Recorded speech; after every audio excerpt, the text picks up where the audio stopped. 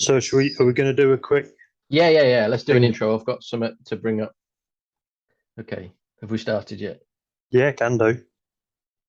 Yeah, straight in. Talk a bit like not sure what we're on about. Not sure what we're talking about. Not sure where we're going.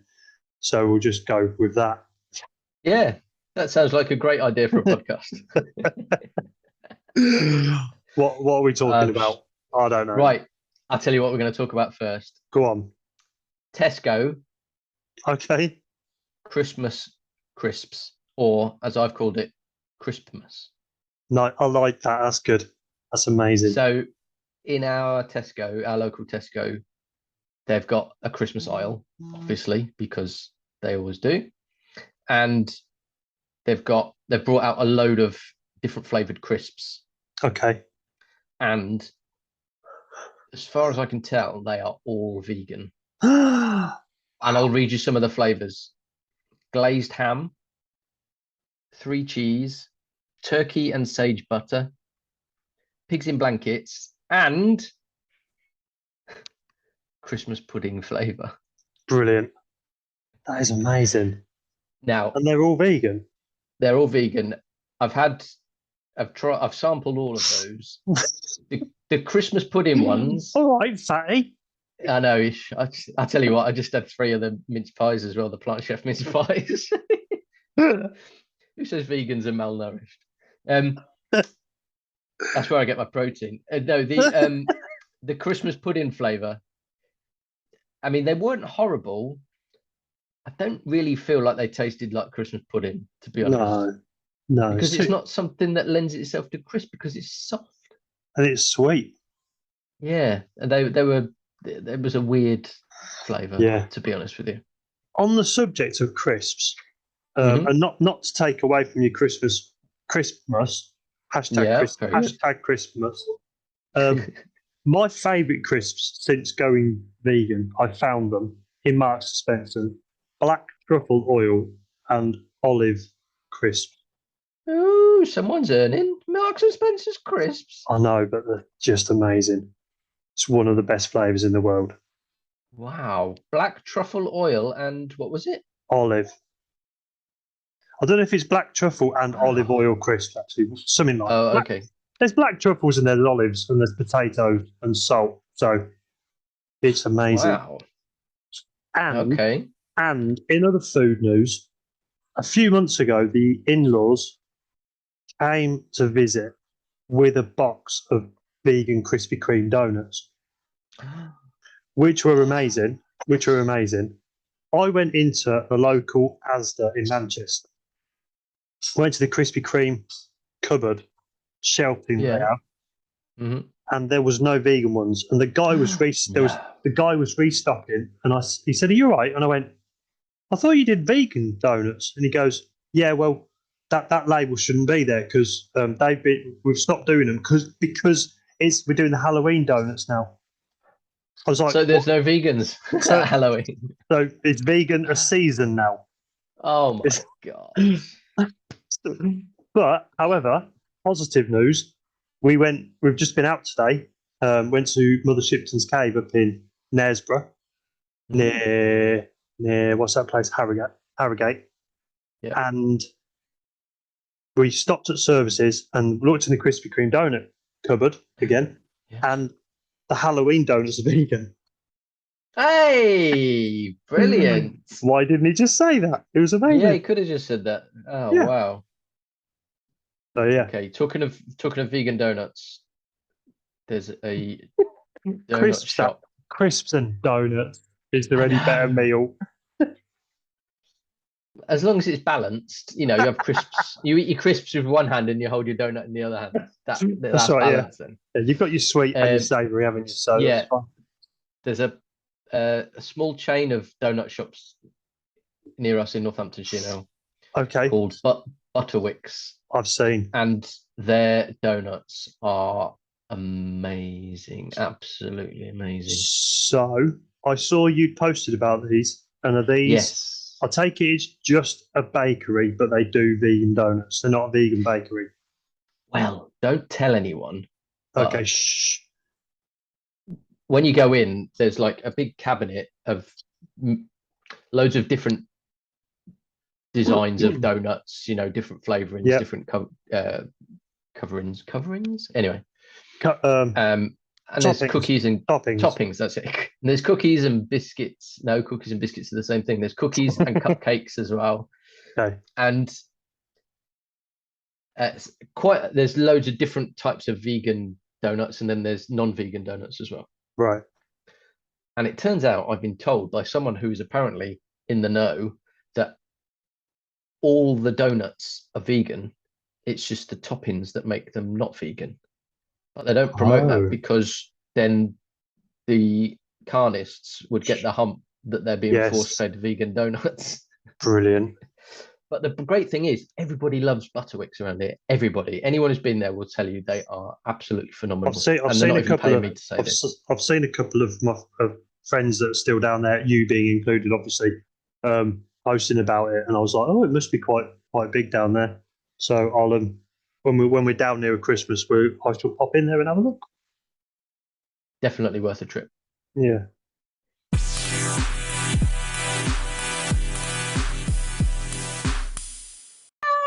Here she is. Hello, mate. How you doing?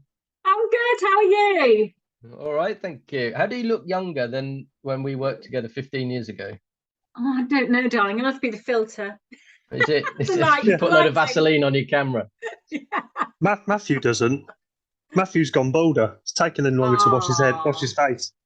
You've not changed, Matthew. You've not changed. Thank you. Oh. Yeah, so there, take that, Wes. Had to cancel a few times, haven't we? Both ends on things. True. So it's nice to finally get together. I was thinking earlier on, and I was tking, shall I say this? But I think I'm in safe hands now that we've been waiting for so long. They say, what's the word? What's that phrase? Absence. No. Absence makes the the heart grow heart grow fonder. No. Yeah. The best things come to those who wait. So this should be the best podcast we've done. Yes. Boom in your face. So we can only hope. We can only hope. We can only hope. If we don't have hope, what do we have? Okay, right. I'm going to do a little intro, if that's all right, Lou. Yeah, of course. Yeah. Go for it. Our guest on How I Vegan podcast today is someone who I used to work with up until 15 and a bit years ago.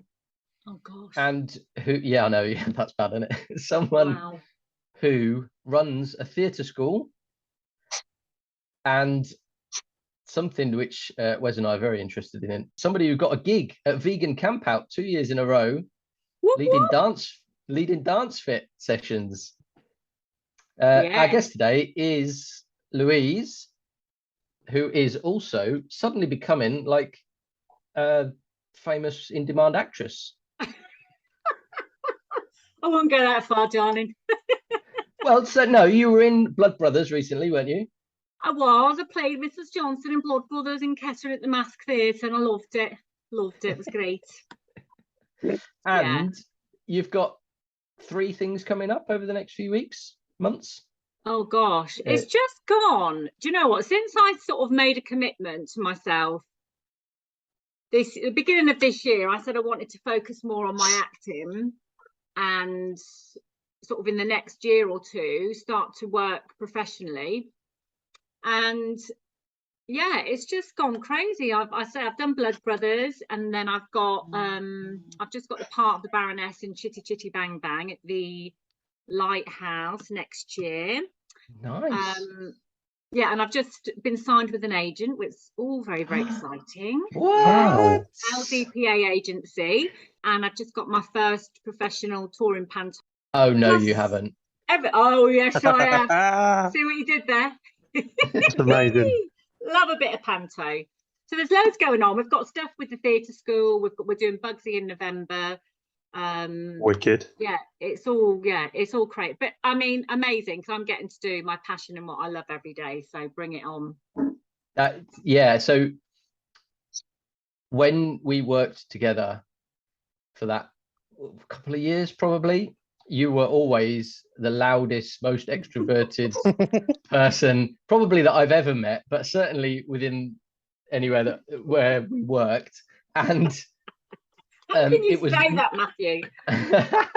and it was no surprise to me to find out that you'd A, been to the Brit School, Yeah. and B, were now following this passion into acting and singing and dancing.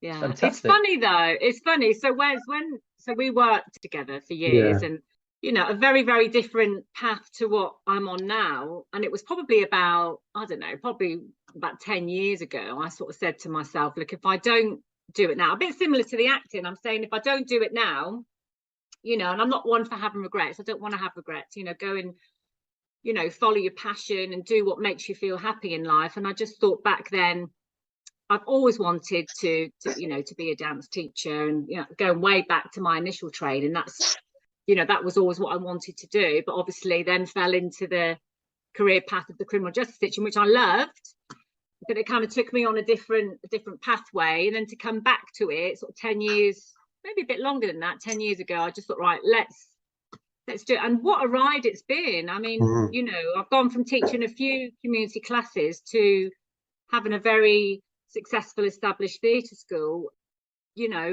doing what I love every day. And it doesn't feel like work. Find what you love and what you're passionate about, and it will not feel like work. And it just, from day one, it never has felt like work, Yeah, I've had that conversation with a few people that that old thing that if you do a job that is a hobby, you'll never work a day in your life. However, when it becomes a chore, then that you end up hating your hobby. But if you can do it because you love it and you do love it, then that's all that matters, isn't it? Yeah, absolutely. Yeah, no, good advice. We're the same with podcasting, but unfortunately it doesn't bring in any money, so that's the end of that. But it seems it's going really well, and you're getting to have some really good, healthy conversations that we need to be having, really. And that's all we want to do. We said that at the outset. We didn't want to be. We didn't want to. If we became famous, whatever. If we became rich, whatever. But all we want to do is give people a place to talk about it, because that's it. We spend so much of our times arguing with people and having stupid ass debates with people. So it's nice to just be in a room with other people where you can just talk about what we love. So it's nice just to have a space where you can talk openly and freely, not be judged, because that's kind of the thing, isn't it? Once you mention, oh, I'm vegan, and then you can just feel the tension. Or the atmosphere, or the vibes change, and you kind of go, right, brace, here we go. Well, you're waiting for the next stupid ass comment. Stupid comment, stupid question. Am I going to get a good conversation out of this, or is someone going to be a complete idiot and I've got to defend a stupid argument? But you know what I found, and I think when I first went vegan, which was probably, oh gosh, is it 4 or 5 years ago now? No, surely not 4 or 5 years ago. It can't be. It must be. We've found a theme through doing this podcast that people have either been vegan for about 20 years or 5 years. That's interesting. What's happened 5 years ago? That's the main thing that we've come up with so far is Cowspiracy.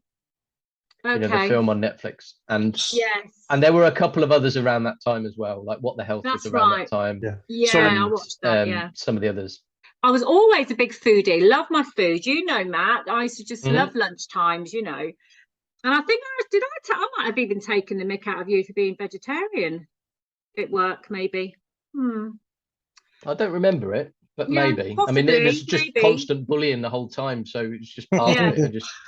Before we get on to the normal questions, I want to ask you about Vegan Camp Out. Because you've done Dance Fit there 2 years in a row? Yeah, 2 years, and they did say to me, we don't normally have people back, but we popular demand. Back. Yeah, and they said to me again about next year. They give me the dates and said they'd love to have me back. So I taught, fantastic. Yeah, just like a dance kind of dance. It's no dance fitness, but it was more of a kind of dance fitness class this year. And last year, but this year was more of a, like last year was more kind of 90s dance music vibe, and then this year I did like 90s R&B vibe, and we were just massive field full of crazy vegans, you know, all vibing and having a great time. It was amazing. I loved it, absolutely loved it. It was very yeah, it was one of those moments in my life. I got emotional, like halfway through I kind of stopped the music and just, you know, I had a moment with them all and just reminded them to, you know, you're doing the right thing, keep going. And Oh, yeah, it was just lovely. It was so much love, so much love. It was wonderful. Sounds I amazing. I would have done it, but I was at the rugby park run with the other vegan runners. Oh yeah, Hashtag yeah, hashtag vegan runners, because that was at the same time, wasn't it? of Wes, course you it was, didn't yeah. do the park run though, so you did the dance fit, did you? No, I'll tell you what I was doing, Matthew. I was trying to eat food because I like food. Oh, the food, the food. Oh Might God. as well be honest. There wasn't enough time to eat at all the different places, was there? There wasn't enough money. Or money, no, that's true. Yeah, it was so good. Yeah. How did it come about then? Did they ask for people like volunteers, or did someone who was organising it know of I you and go in contacted touch? them because I've Really? never heard of it, and I just reached out to them and said, look, you know, I'm vegan, I'm a dance teacher, if you want me to come along and, you know, have some dance vibes and get the crowd going and have a good time, give me a shout. And they got back to me, and that the rest is Brilliant. history. Yeah. Wow. Maybe we'll do that, Wes. We'll I was ask them if they literally just wanna- thinking that. if they Do you want a need- podcast. You need somebody to record a really irritating podcast. Yeah. Hmm. But I think the amount of people you could speak to and record conversations for your podcast there, that would be amazing. Yes. Yeah, We'll see. that'd be good. That might be the thing that gets people listening at last. Yeah. You never know. We've got You never know. We've got this listeners in Chile. What more do you want? We have. Do you know what? I counted up. We've got Wow. listeners in 43 different countries. That's amazing. insane. That is mad, isn't it? We're Taking over the global, world, baby. We're going to go on a world tour, I think. Is that 2024 world tour, isn't it? We've been Yes. keeping it under wraps, but Yeah. You Yeah, need a dance we're, teacher. yes, yeah. yeah, we're on just before Romesh next year. Imagine that. Yeah. Oh my God. Oh, What a disappointment that would be for everybody. Anyway, Lou, tell us, what's your vegan story? So my vegan story started about 4 or 5 years ago, and I went from a place of, you know, not questioning my choices or thinking about the environment, thinking about animals, to a place where it was like, whoa, hello, I've been brainwashed all of my life. Yeah, so it started off with just a few conversations with my very, very dear friend Lucy Windler, who has been vegan for a long, long time. And she came to my studio at the time and was doing some classes with me, and we started to have conversations, and I started to have a bit of an interest and some questions, and like, oh gosh, I didn't know that happens. Is that really what happens to male chicks and male baby cows? I was like, really? Oh gosh, where have I been living? Because you don't, you know, ignorance is bliss. You know, I didn't want to have to think about where my perfume came from, where my food came from, where my makeup, because I was living in this lovely little bubble where I didn't have to question things, and I was eating what I wanted when I wanted and not thinking about the consequences of that at all. And then from there I went on, did my own research, watched some documentaries, What the Health, and you know, those documentaries, and watched some videos. And I mean, you don't have to go far, do you, to see the harsh reality? And I don't have to, it's not a deep dive, is it really? It's not at all. It's so easy to find nowadays. It's so easy. And I had about 2 weeks of sitting every night watching videos. Yeah, it was about a couple of weeks, and every night I sort of sat there on the couch watching videos of pigs in gas chambers and slaughterhouses. And it was almost like I was saying to myself, I need to watch this, but I don't want to watch it because I don't want to go there. I'm scared of going there. What does it mean? And all this sort of stuff going through my head. And it was the video, I don't know if you've seen it, it was Earthling Ed. He was outside a pig slaughterhouse, and he was just standing talking about what was going on, and in the background you could hear the pigs squealing, and he was crying. And I put my husband said, Lou, this has got to stop, enough, because you're just gonna, you know. And I just said, I put the phone down and I said, that's it, I'm going vegan. I said, I do not want to pay for any more suffering. I just don't want to do that. And literally I went vegan overnight. That was it. Bish bash bosh, food out, vegan food in, and obviously slowly then started to make the bigger changes around that. So Good that's work. kind of my story, really. Yeah. Fantastic. So Wes is an overnight vegan as well. Hey, up the overnight vegans. Yeah. last week, the last episode we had with Aldis, she said that it must be really difficult for people to do it overnight. And I was like, no. No. Would So you I eat get your it. dog? No. Nah. Everyone's got to do it their own way, haven't they? So, Absolutely. I get And I'm not judging. I'm just, I'm No, having a bit of absolutely fun not. with you. But everyone's got their own story, their own journey, their own pathway, and respect to everybody who finds themselves on that pathway, whatever that is, in whatever form. Yeah. And again, that's another reason we do this, because everybody is different. Yeah, of course. And Absolutely. again, we've mentioned before, we ask generally the same questions, but everyone comes with different answers, and it's that's what we love about it. It's really interesting, really informative. That's it. Yeah. So, But it was definitely a light bulb moment for me, and I've not looked back. Yeah. No. So that was 4/5 years ago, something like that. I want to say even 5 years, 4 or 5 years ago. Yeah, around then. The Great Awakening, we might have to start calling this, Wes. Yeah. Because we've got sort of BC and AC, haven't we? Before Cowspiracy and after Cowspiracy. It's that sort of. It's that sort of. Yeah, well, gap, it's like when we it? were chatting earlier, because you were saying people were either vegan 20 years ago or 4 or 5 years ago. Yeah. And it was around that time there was a big shift, and people were starting to question things, and documentaries are coming out, and people are searching for answers. There was I think it was George Martin said that I think he said he'd sort of gone vegan 7 or 8 years ago, but he definitely went vegan about 5 years ago. It was like, hang on a minute. Yeah. What happened? What happened 5 years ago? So I had this revelation. Yeah. And who am I? And it is. I can only describe it like a little switch in my brain went ding. Oh, okay. I've got to do something about this. Yeah. Suddenly the curtains pull back, and you're like, "Oh my god!" And why have I not seen this already? And once you see it, you can't unsee it. No, definitely not. There's images that are imprinted on my brain now forever, and they'll always be there, and they're always there as a reminder of why I do what I do. So when someone's having a pop at me, I'm just thinking in my head about those pigs, or what all the things that I saw. So yeah. And that's the difficult thing, is it trying to explain that to people when that thought you have in your head when they're saying those stupid things to you. You're like, if only you knew. If only you would literally, if you just listen to me for a bit, go and watch these things, you'd know what you're saying, silly, because I know I did it. I say it every week. I said it to my wife. Yeah. So when you made that change, what was the hardest thing, biggest struggle you found?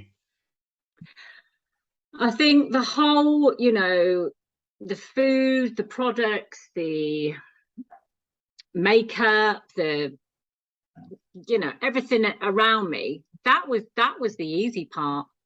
I think the hard part, and you might agree with me on this, is saying to people, and it's people's attitudes, stereotypes and responses to you when you say that you choose to live a vegan lifestyle.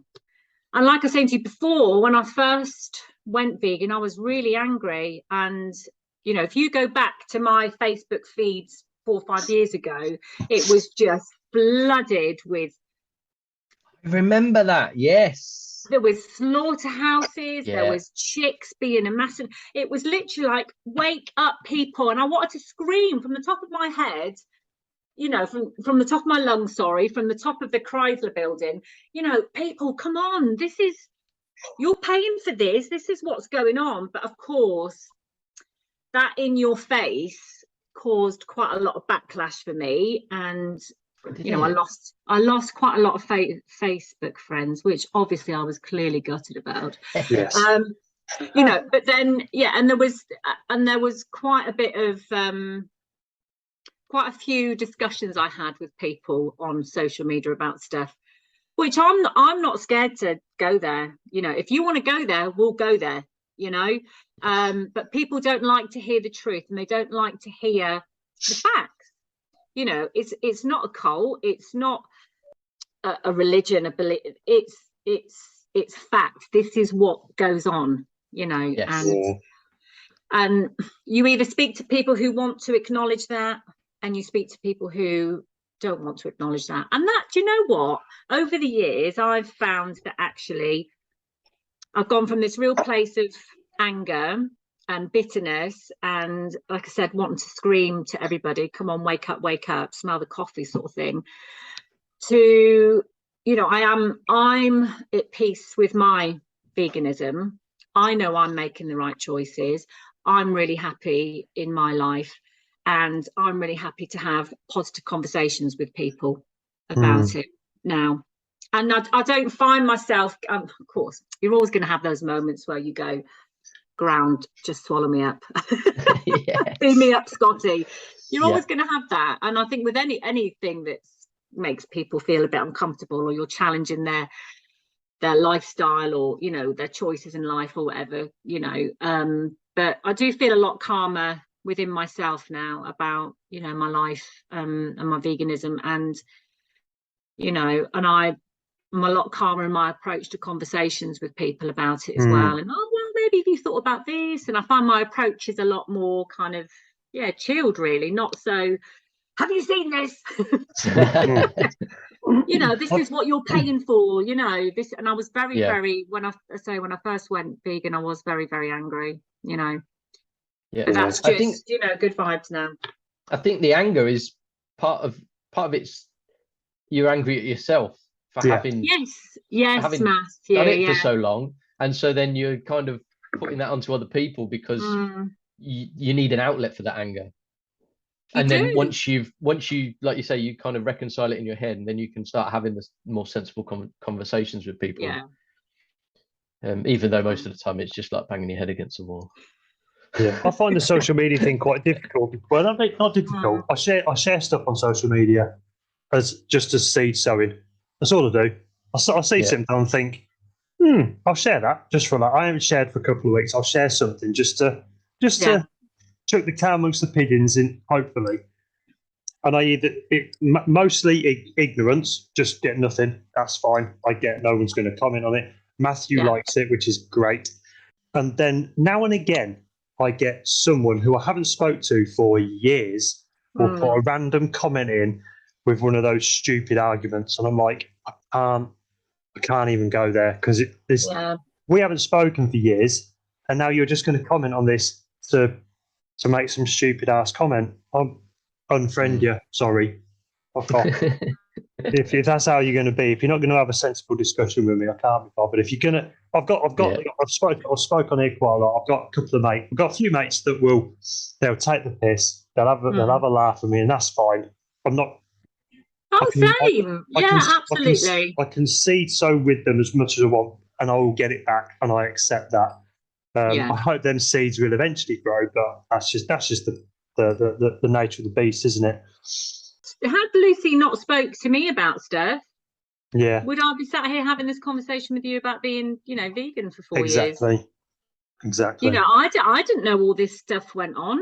No. And it's interesting what you say about social media, because when I post or have posted in the past some kind of in your face, you know, like fancy a bacon sandwich, and you've got, you know, thousands of little baby pigs coming down ready to be, you know, something like that. and I would post that and say, anyone for a bacon sandwich, and you would get people saying, oh yeah, I love bacon, oh yeah, it tastes great, and you'd get the odd Brown sauce person on going, mine. yeah, oh god, this is hideous. So it depends. It makes some people think some people will just kind of bring the the ignorance into it. But if I post pictures of vegan food that I've made, whoa, the response, it's interesting, isn't it? Because we're such driven by food, aren't we? And if I'm posting pictures of my, vegan mac and cheese or whatever, I get a really positive, oh, that's nice. And oh, what milk did you use? And so that's a really good way to kind of get people to think about some choices. But it's interesting that with the two, the responses that you get, and I get it, because it is hard to watch. It is. I know that. Yeah. And this is one of the things that gets me is I've shared the chicken maceration videos. I've shared the pig gas chamber videos, and and it's like I'll either get the ignorance or the odd silly comment. But those mates I talk about, they'll message me and go, "I've seen that thing you've just shared. It's just made me want a bacon sandwich." Like, genuinely, it's just made me want a bacon sandwich. I'm like, that's just weird. I'm not sure if you're joking or not. Yeah, but that's how brainwashed.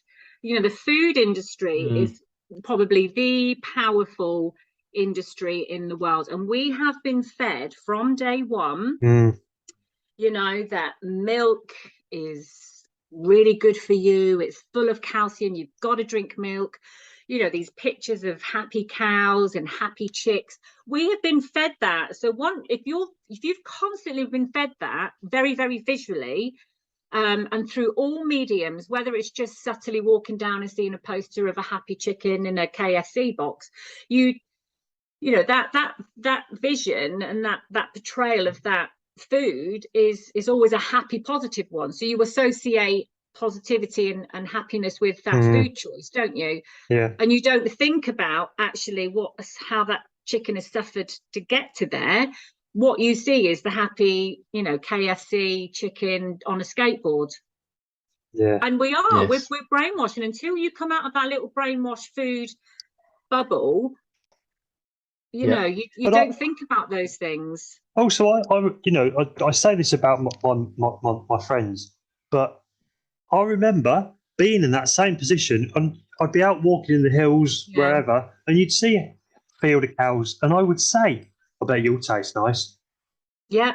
Oh yes. I remember saying it, but God forbid, forbid, a cow is a piece of steak to you. A cow now is a sentient being to you. I want to go in that field and cuddle them now. I want to go into a field and hug a cow, and it's like, when can I do it? When can I do it? When can I go?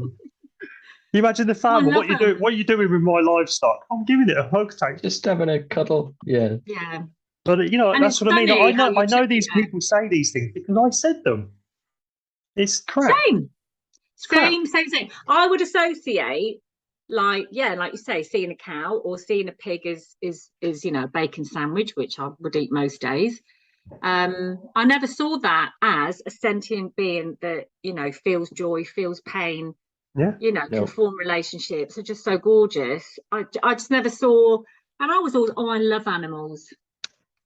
Yeah. You love cats and dogs. You love Louise. pets. You love animals. Yes, you love pets because you eat animals and you pay for their suffering, girl.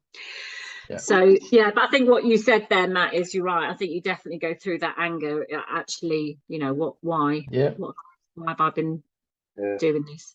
Yeah. I've tried to. I'm trying to bring Michelle around to the idea that when my beloved Piper, our dog, pops her clogs in the future, that we can get a pig. How amazing would it be to have a pig? I think it'd be great. Little piggy. Look at Matthew's face, thinking, "What the hell?" My daughter. I'm thinking that's a lot of shoveling. Yeah, it is a lot of shoveling. They're fucking massive. Well, get a little one. Just get a little one. Yeah, but they grow. They grow. Yeah, but get one that doesn't grow. Oh, there's some lovely. Have you seen some little? There's some gorgeous little families with pigs on the internet. I think is it Pickles the pig?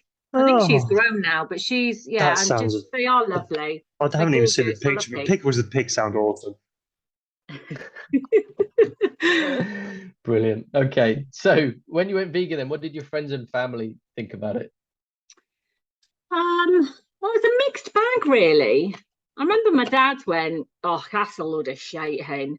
Okay. So what are you going to eat then? You know, food. Funny enough, Dad. Yeah. He went, it won't last, hen. It won't last. No. Okay. I think a lot of my family and friends, because I was such a big, animal eater, all thought, "Oh, right, yeah, it's one of these fads. these fads." Yeah. Yeah, and I think they all, well, not all, I think some definitely thought, "Oh, right, okay. Oh, you'll be back on the bacon in a few weeks," sort of attitude, Yeah. But I have to say, I absolutely adore and love my family and friends. I really do. And, I wouldn't be without them. And okay, at first it was a little bit uncomfortable. I have to say they have been, really, really supportive, and if we go around for food and things like that, they'll look after us food wise, and they are supportive in that respect, which I'm very grateful for. It's good. Yeah, because it is. I mean, it's still.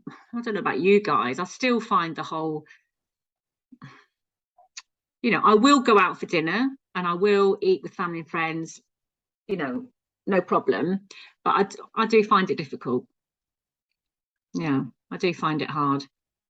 And I find it hard to switch my brain off. What do you find hard?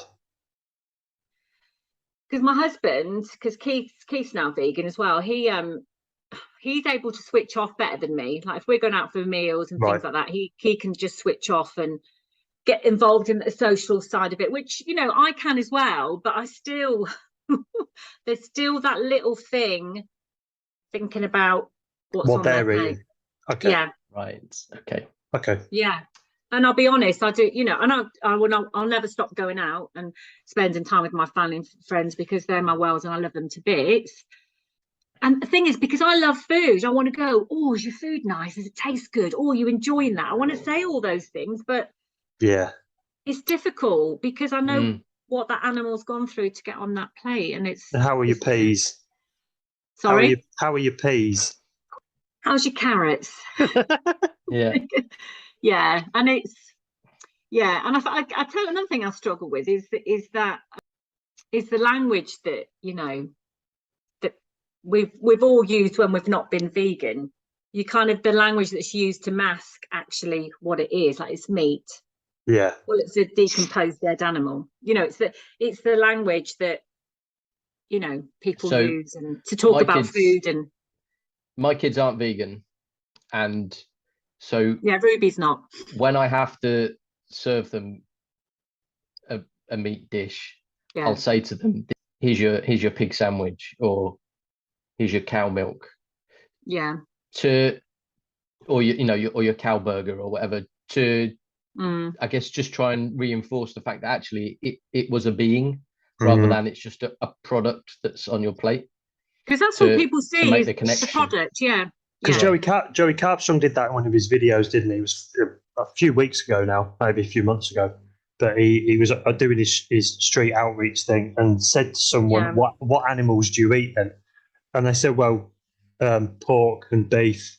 And he went, you see what you've done there? You've changed it. You've changed it. I asked you what animals you eat, but you've already changed it to what we are marketed to. That's he was exactly. like, oh, yeah, I didn't realise that. Those things. Yeah. Yeah. Yeah.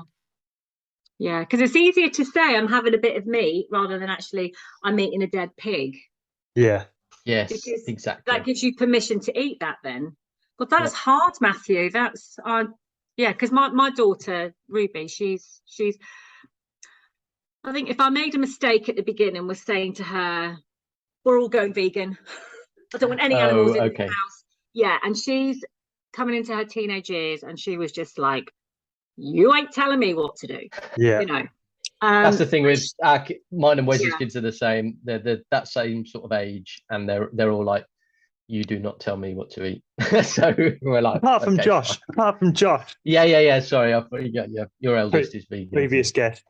Oh, good on him. But I mean, it's Ruby's choice, and I think initially I was like, we can't have this in the house and we can't have that, and because I was just so horrified. And then she obviously pushed back on that, you know, who are you to tell me what I, you know, what I eat? So then I had to kind of just take stock and think, actually, you know, what's important here, and think about her needs and think about the bigger picture. And, you know, I think I probably should have dealt with that differently and not been so in her face with it.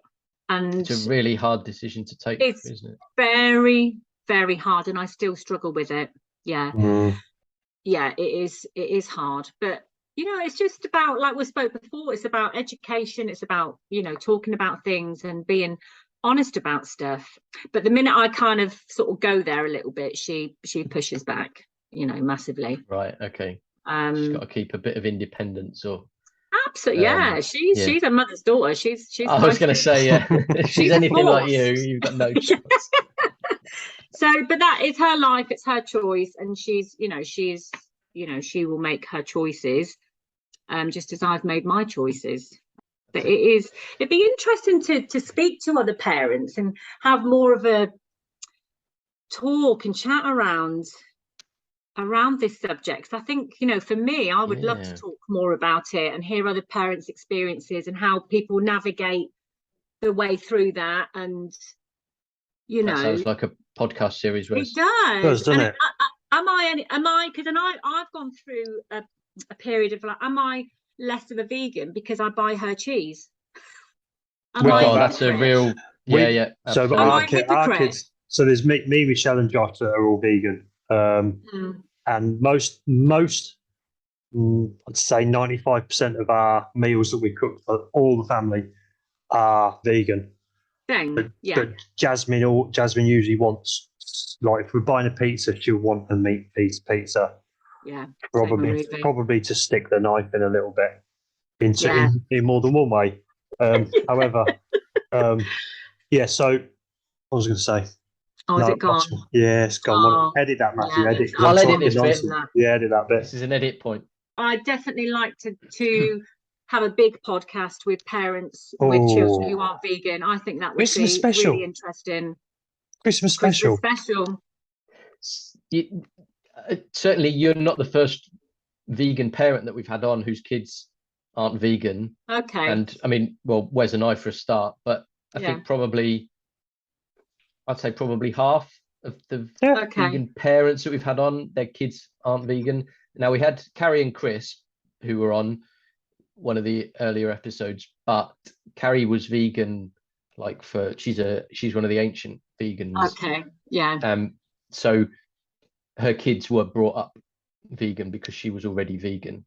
Right. And so my kids were, I think, must have been 10 and 7 when I went vegan, and my wife went vegan. So that's not a good age to suddenly say to kids, right, all those things that you like to eat, you're not eating them anymore. You're not having them anymore, and that's what I did. Yeah. If we'd been vegan when we had the kids, 100% they would have been brought up vegan. Oh yeah. But Ruby actually said to me, Mum, why were you not vegan when you had me? She actually said that to me. It would have been so much easier. Yeah, that's the thing. It's so difficult. It's so difficult. There must be some vegan parent support group somewhere. Yeah, I'd definitely put myself up for that and have a chat about it. I would like to explore that more with parents. Yeah. Sometimes I think, oh God, am I vegan if I'm cooking her non-vegan products? And I feel really bad about it. Yeah. Yeah. So has anything changed for you, like physically, mentally at all since you went vegan? Well, when I first went vegan, I lost weight because I was a good vegan. And then you realise that there's really lots of bad vegan stuff out there. So I put weight on. But we're not going to talk about that.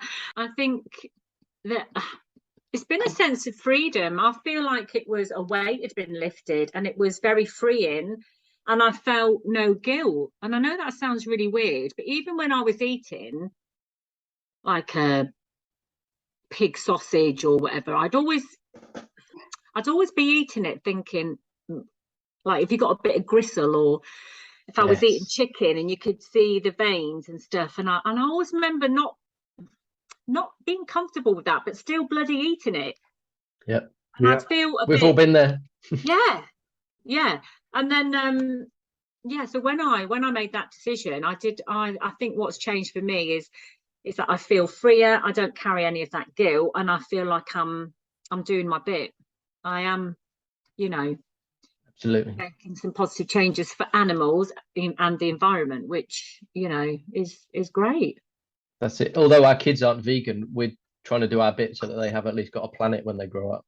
Oh yeah, this is what I say to Ruby. Yeah, you want your grandkids to live in a world that's, you know, That exists. that exists and is not harmful. Yeah. Well, I Yeah. love the thing that the world will still exist. It's just we won't.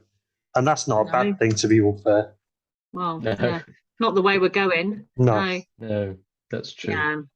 I'm fairly sure you will have been asked this question before, because this is one of the bingo questions that vegans get asked a lot. Where do you get your protein? Oh gosh, I've got a T-shirt with that on it. Something like, yes, I am vegan. I do get my protein.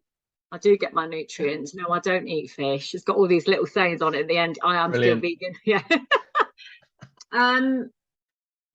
You know, I've just got a really good diet. I eat lots of bad stuff, but I eat lots of good stuff. I eat lots of tofu. I'll probably have tofu most days, lentils, pulses, grains, loads of veg. There's not a veg that I don't eat, that I don't love.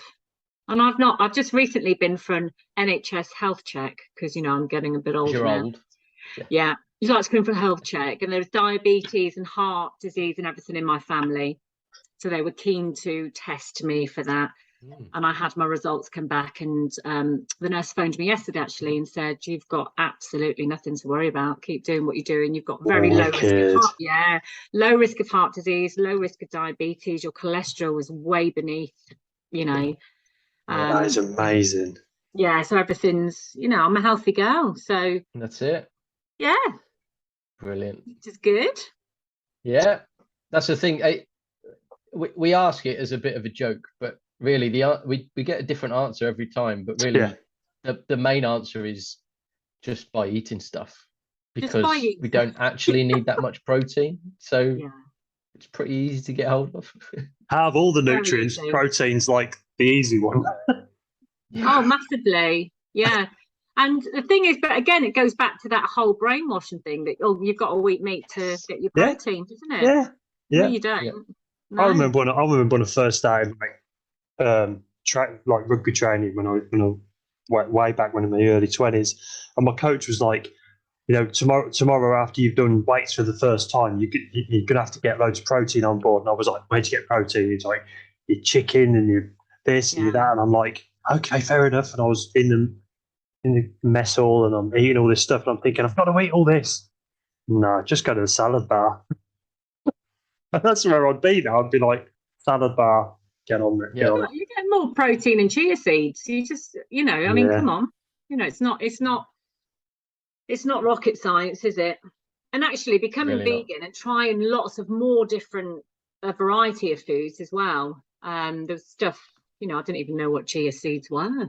No. You know, nutritional yeast, what's that? Love it. It's amazing. You know, so it makes it cheese sauce. What's the best thing about being vegan? It's a big question. What's the best thing about being vegan? I think from what I was saying earlier is this feeling of doing something good, you know, and having a positive impact on, you know, the world that we live in, and, you know, not contributing to animals suffering. I think that has got to be the biggie for me. And people say, well, why are you vegan? What are you vegan for? I always say for the animals. Yes, the environment and the world we live in, absolutely. And the environment that's a massive part of it for me, but it's primarily and fundamentally, I can't even say the word, fundamentally about the animals and the love that I have for animals now. Like before, oh yeah, I'm an animal lover. I'm not. I love pets, you know. and a choice few. But now, like, if I see a little dog or something going down the street, or if I see a cow in a field, I'm like, come on, let me squish you. I just feel this abundance of love. Yeah, couldn't agree with you more on that. Yeah, and I think I've never felt so much compassion in my life, if that makes sense. I think probably, yeah, actually, that's probably the best thing about being vegan is the compassion that you feel for life, for all life. It's I went for a run this morning, and I'm stopping on the path, making sure the snails are in the hedges so they don't get stood on, because the kids are going to be walking to school soon and the snails are all going to be out, and I'm picking up to say, come on my little darlings, there we go, back in there. You're going to be knackered at the marathon. No, don't say that, Wes, don't say that. After someone running in front of you. If you keep stopping to pick snails up. Yeah, you have to get someone to run around in front of you, like sweeping the floor, just to make sure, carefully sweeping the floor, make sure. Can we have the snail nurse running in front of Louise Wright, please? Thank you, be much appreciated. Snail nurse. But yeah, I think it's just the love and compassion that you feel. For all life. And I feel my most compassionate that I've ever felt, ever, going vegan. Yeah, definitely. Absolutely. Yeah. Okay, good. All right, so what's your favorite vegan product at the moment? Oh gosh, there's so many. I'm loving Eden perfume at the moment. Oh, okay. That's the first time we've had a perfume. Okay, good. Eden perfumes. The things, there's so many companies now that are doing vegan products as well. And that's a whole debate as well, isn't it? Around, do you go and support people that are providing, vegan products, but still selling non-vegan products? That's a little thing that there's another podcast. Yeah, it's the McPlant debate, isn't it? It's the McPlant. That's what it is. Yeah, you could talk for hours. You could go hours back and forth on that. Yeah, absolutely. And you know what? And I'm very much in the camp, and shoot me down if you think I'm wrong, but I will support businesses where they are attempting or providing a vegan product, because if you do that, it's supply and demand, isn't it? Yep. If you do not then support that business with that vegan product, it won't continue. And we want that to continue, want it to grow and prosper, and actually for the vegan products to become more than the non-vegan products. Years ago, if someone said, oh, did you realize Burger King have got their own vegan Burger King? You would have gone, what? That's madness. But that's happening now because of supply and demand. Absolutely. But McPlant, that's got to be Greg's is a big one. Greg's is the big one. They start with sausage roll, and now they go, okay, people are buying this. We'll do another thing and another thing and another thing, and once that shelf becomes too full of vegan products, then they'll stop doing the meat stuff. Yay! Yep. Yeah, but you see, even in the supermarkets now, have you noticed the vegan bits are starting to expand, aren't they? Yeah. Massive. Which is lovely to see. Certainly is. But yeah, just loads of things. Charlotte Tilbury's doing lovely vegan mascaras. I'm like, oh, this is lovely. Really? I better look into that. Yeah, I was just looking at your eyelashes, Wes, thinking, could do a little bit of that. Yeah, so just in terms of products and stuff, has got a lot better over the years. Food, again, I mean, McPlant, I bet I've had more than you two put together. I'm not sure. I'm not sure. Had two. I have two every time I go. Oh, you've got to have two. What? Oh, it's always two McPlants, 2 large fries, please. Like a Big Mac plant. Wes, you're my kind of man. I love that. Why wouldn't you do? I always do that before. Yeah, a quarter pounder with cheese never filled me up, so I always had 2. So now there's a McPlant. I'm like 2 McPlants, 2 large fries. Because when you go and buy a bag of chips, you buy a bag of chips. It's massive. So yeah, it costs a bit. Yeah. But don't tell Michelle. I'm sure she's not listening to me. So yeah, anything really, anything that's vegan, I love. I'm a big fan of Tropics as well. I don't know if you heard of Tropics. They do loads of. They're a vegan products business. They do like makeup, can't even think of the words, makeup and Cosmetics. and body products and things like that. Yeah, I've been using Tropics for about, well, since I went vegan, I've been using they're really, really lovely products, really nice. When you say, have me and Matthew heard of cosmetics? Have you seen our faces on this podcast?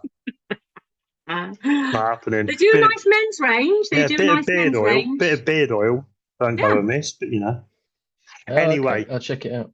Anyway, yeah. So, what advice would you give to anybody that came to you and said, Louise, what do I need to do to go vegan?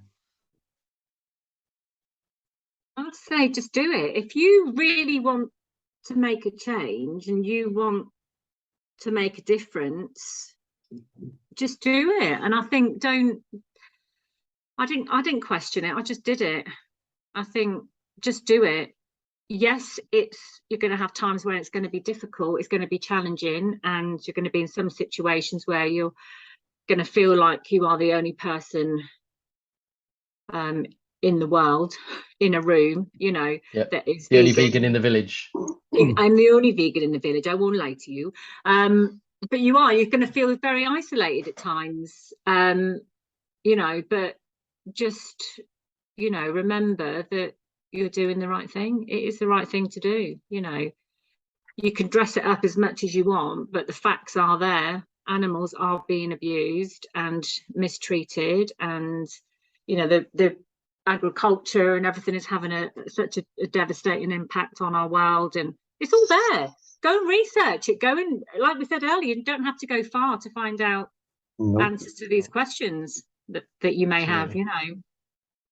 Yeah. So certainly, once I was vegan and started looking into like vegan accounts on Instagram, especially for me, the amount of information that's out there, it's huge. It's so easy to find, and there's so much of it. It's fantastic. When did what made you go from vegetarian to vegan? Well, actually, there's a little bit of backstory, and it's fully described in episode 1. But I'll have a listen. Basically, I was vegetarian, and then I wasn't vegetarian for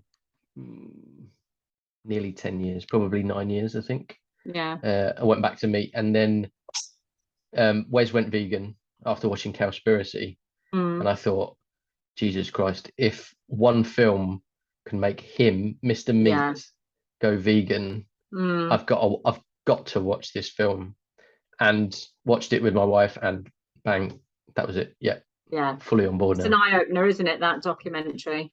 Absolutely. Yeah, absolutely. So that was it. Yeah. Oh, thank you for sharing that. Pleasure. If you want more details, then episode 1. It's all in there. Oh, okay. When we didn't have any friends and we couldn't get anybody on. No, we just asked chat ourselves to each other. That was exactly it. Oh, that's great. Yes. So, who's your vegan inspiration? Oh gosh, there's so many. Apart from us two. Apart from you two, iconic. You've mentioned Lucy as well. Sorry. You've mentioned Lucy, who Lucy's she was a big inspiration to me, and she still is. You know, and if I've ever got any questions or concerns or worries, or I want to bounce stuff off her, and you know, because I do struggle with the whole, you know, thing of Ruby not being vegan and feeling like a terrible mother, and am I less of a vegan and all this, and I do like to have chats with her about it, but she's always there for me. I love her to bits.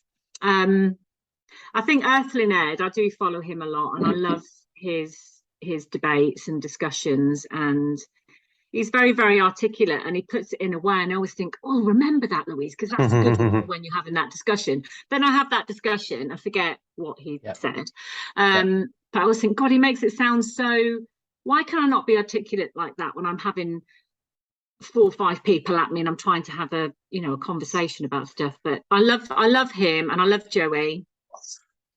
He's awesome. Just so brave and courageous, just to get out there into people's face and say, hey, you know, have you thought about this? Or You know, would you like, oh, what was the one he did when he's like, oh, do you want a human burger or something? Yes, I love that. The way that he switches stuff round, it's just really, really clever, isn't it? Yeah. These are humans that were humanely slaughtered, and they said, I'm happy for you to go cut me up and make me into meat. Really? Wow. Yeah, Yeah, yeah. but that's that reverse Genius. psychology, though, isn't it? He's very good at that. He's very clever. So I definitely say Joey, Ed, and I would say that and Lucy, yeah, are my biggest vegan inspirations. Yeah, definitely. Fantastic. And you guys, of course, obviously. Well, obviously, yeah, and I'll edit out you talking about the others as well, and just say yeah, just so say that like you guys. Man alive. Oh man. Oh my god. Oh, are you coming on every week? So I can do. I do like to talk. have you got a current favourite vegan venue or restaurant? I've eaten lots of places where they do vegan options. Yeah, that's okay. Yeah, but I haven't been to many that are 100%. We haven't really got many around by us, have we? We haven't. No, I mean, I've eaten at some really nice places. I'll tell you where is nice. Mildred's. Yes. Oh my god, yes. In Soho. Yeah. And where are they? Soho, Camden, Covent Garden. They've got one near King's Cross as well. They've got a few in London, haven't they? Yeah. And it's yeah, and it's not. This is a vegan restaurant. It's not like a, you know, it's just a really nice restaurant, very cleverly done. Everything is vegan, and you don't have to think about it. And yeah, it's just lovely food, really nice staff, good vibes. I'd probably say Mildred's at the moment. But isn't it lovely going somewhere where you know it is 100% and you don't have to go, have you got any vegan mayo? Or, you know, just, you know, or just saying, can you make that vegan? Is that, you know, yeah. I hate it when you order something and it comes with a sauce on it. And you just say, is this sauce vegan? And they're like, yeah, of course it is. I'm like, are you sure? Is it though? Do you actually know what vegan is? They've done you a burger and they've done you some chips and they come with a separate sauce. I'm like, I don't know. Yeah, I know. We went Turkey this year, and I mean, you know, we had a wonderful, wonderful holiday. But in the end, I had to say that I was dairy intolerant. Right. Oh, that's a good idea. I couldn't eat meat. I said I was very clear. If I eat dairy, I will be very, very ill. So just make sure there's no dairy. Good work. Because I had a couple of dishes you've got to. I think in one place we went into, and I said, "Oh, I'm vegan. Is this dish vegan?" Because it was just saying it was a vegetable dish of something. And he's going, yes, it's vegan. You can eat that.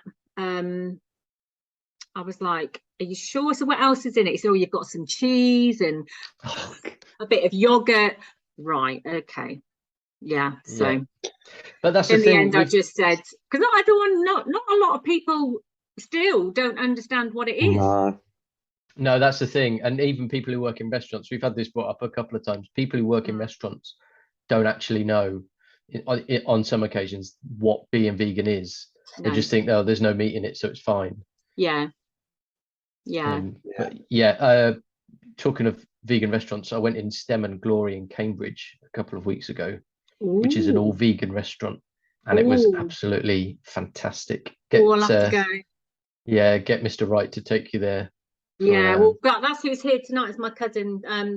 They live in Cambridge. Oh well, there you go. It's just by the railway station. Stem and Glory. Stem and Glory. It's fantastic. Oh, I'm going. Yeah. Sounds lovely. Yeah, it really was. Really great. Yeah. Yes. Okay. So, final question.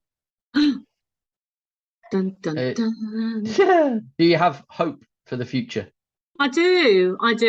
Yeah, I do. I feel very positive about the future. I'm a very positive person, and I always see the positivity. And I think if you go back even just, 5 years ago to where we are now, we have made a lot of headway. There's still a massive way to go, without a doubt. But I think more and more people are starting to open their eyes. I think more people are starting to question things. I think it's certainly, well, it's become a bit of a buzzword, and they're all jumping on the bandwagons, these companies, aren't they? Yep. You know, Yeah. which on one hand is great because you're raising awareness, aren't you? And you're making vegan products and stuff, which is great. You know, but you don't want that to just be a bit of a, you know, a bit of a fad sort of thing. For you want it to be something that companies, it becomes very much ingrained and in part of their business plans and stuff. You want the culture rather than just the money. Yeah, you want the bandwagon to become supply and demand, don't you? of course you do. Yeah, And that's and where that the is turning point happening. is. That is happening. You wouldn't have, you know, you would never have got a vegan burger at McDonald's a few years ago. I mean, they're a bit late in the day. I mean, come on, McDonald's, but they are slow. Their companies are slowly starting to realise that actually more and more people are, you know, becoming vegan. So, Do you know what McDonald's needs to do? That's it. Make the McPlant a double burger. Oh, I think even triple, to be fair. And I'd still get 2. Triple plant. Or a chicken equivalent burger. If they tied up with VFC, that would make a difference, I think. Yeah, definitely. Amazing. There we go. Lou, it's been amazing. We know you got to go. Oh, it's been a Thank you ever pleasure. so much. I could honestly, guys, I could sit here and chat all night. And I do think there is, if you're doing a podcast around parents with non-vegan children, I'll definitely be interested in getting involved in that because, I do pull my hair out a bit. I don't. I remember that. Yeah. Make sure I shave my head. Matthew doesn't need to shave his head, but okay. Thanks for rubbing that in. It's been great. I've really chatting to you enjoyed it. again. Thank you so much for having me. It's been a pleasure. Finally got around to it, and it's been amazing. Yay! It's been great. Awesome. Thank you, guys. Thank you so much. Cheers. Yeah, nice to see you. Keep in See you touch. later. Take care. Bye. See you soon. Bye.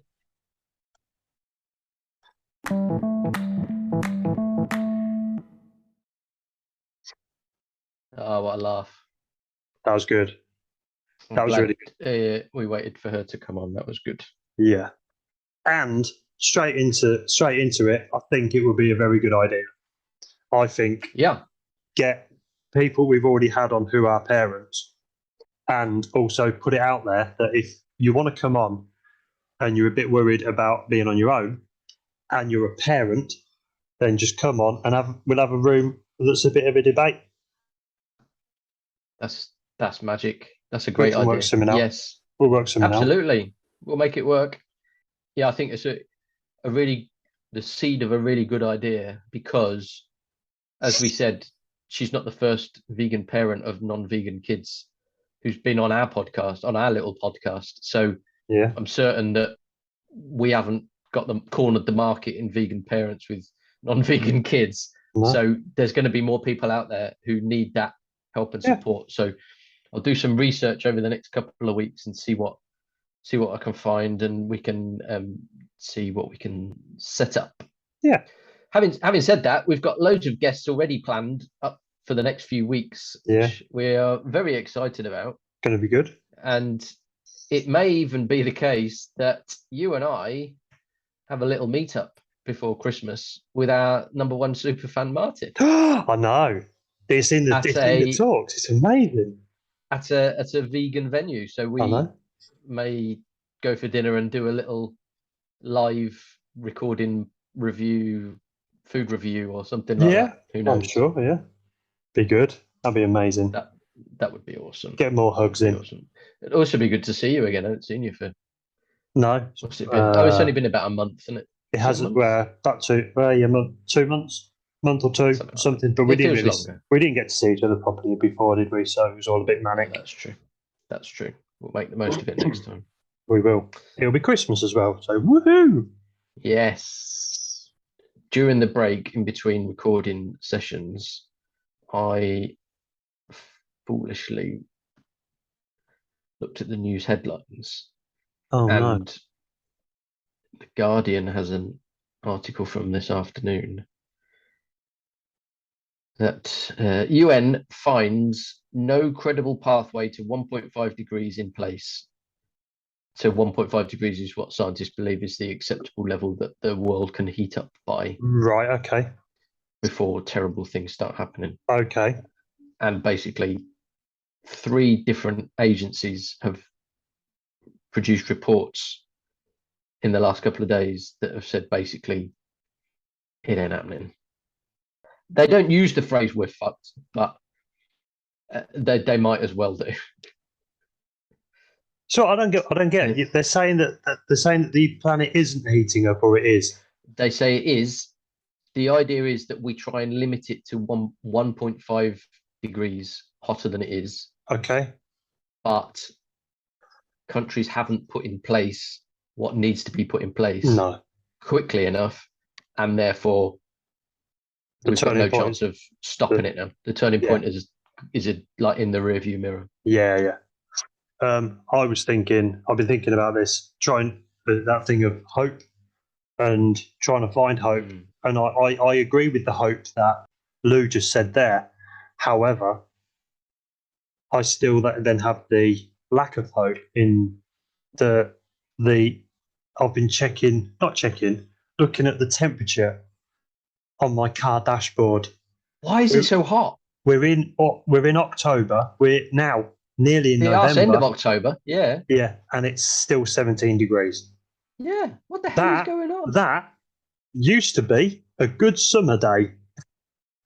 When I was a kid, 17 degrees was a good summer. Yep. Yeah. And now here we are, the end of October. We're walking about without coats on. Yeah.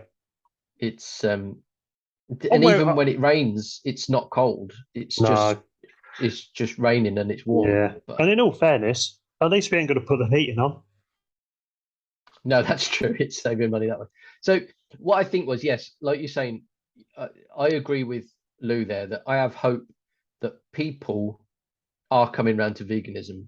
Yes. But I don't have hope that world leaders and companies are coming around quickly enough. Because while there's still money to be made in doing what they've always done, yeah, they're going to keep doing it until there's no financial incentive for them to keep digging for oil, killing animals. Yeah, they're going to keep doing it because they've got to pay their shareholders. That's the capital. That's capitalism. That's how it works. Yeah, it's only when world leaders of pretty much every country get together and say, right, that's it, we're stopping it. Mm-hmm. So as of, we'll give you 5 years. After that, no more oil and gas, no more killing animals. And that's how we're going to reduce our emissions. Yeah. But I just cannot see because of the cost of it, and it would be so unpopular. It's a vote loser. And as soon as the next election came around, you know, whoever stood against that leader saying, well, no, you can have your burgers again. Yeah. And you can drive your cars, then people will vote for him. And that's it. So yeah, you're right. I don't think it's ever going to happen. That's where the hope or lack of hope gets me. Yeah. Yeah. But we'll just keep plugging away because what are me and you going to do? Well, that's it. You know, we'll do our keep bit. on with the podcast. We'll do our bit. And yeah, we'll look forward to whoever our next guest is going to be. Who could it be? When we've had family, we've had friends, we've had new friends and actresses. Celebrities. So we're like really up there now. Yeah. I think probably for me, I might just DM Jessica Chastain or Natalie Portman or someone like that. Yeah. Just try my luck. Yeah. Why not? Why not? Can you imagine? What's the worst that can happen? Our guest is Jessica Chastain. Oh my God. Thanks for coming on, Jessica. We've only got 5 minutes left because we don't pay for the full version of Zoom. Oh my God. Even though you're an Oscar winner. You're an Oscar winner. Oh man. Yeah. Oh, that would be hilarious. That would be amazing. Oh, who knows? Okay. Who knows? Okay, I'm going to do it. You're not going to do it on air. Well, I don't think she'll reply straight away. I Oh, don't think she sits yeah, no. looking at her phone all night. And I also don't But, think she'll be looking at her social media.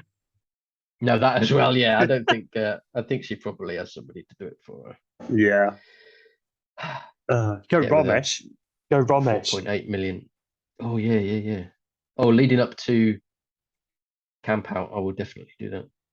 Well, here we go. Ryan Gosling is vegan. Oh god, they'd have to make it really long though, wouldn't they?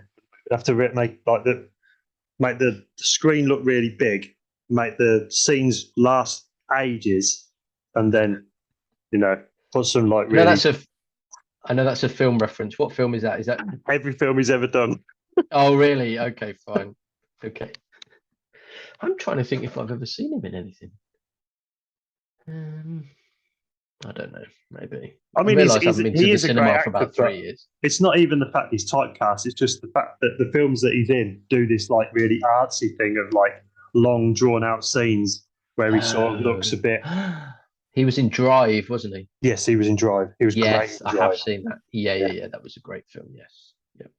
I did not see where that was going. I don't think anybody did No. because it just had Oh, that should we massive. start a vegan film review podcast? We'll just review Oh. films starring vegan actors and actresses. Oh, that'd be good. That'd be a good idea. If only we had more time and we got paid for doing this. We could jack in our jobs and just do podcasts all day. Oh, Anyway, that would be great. wouldn't it? Do what you love, Wes. Do what you love. Oh, I'm hopefully getting there at some point. Thank you for listening. I hope you enjoyed that. And like Wes has said, seriously, if you want to get involved, please get in touch. We would love to hear from you. We are always on the lookout for guests.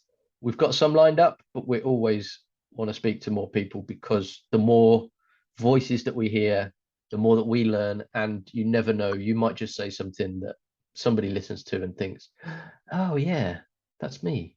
Yeah, and you might think that makes all the difference. You might think that nobody wants to hear your story, but there are two people here that absolutely do. And from the feedback that we know we've had, so does everybody else, because all your stories are great and they're all different. So get in touch. Absolutely. Yes. You can get in touch on all the social medias. We've always said Facebook, Instagram, TikTok, YouTube, and whatever else at How I Vegan Podcast.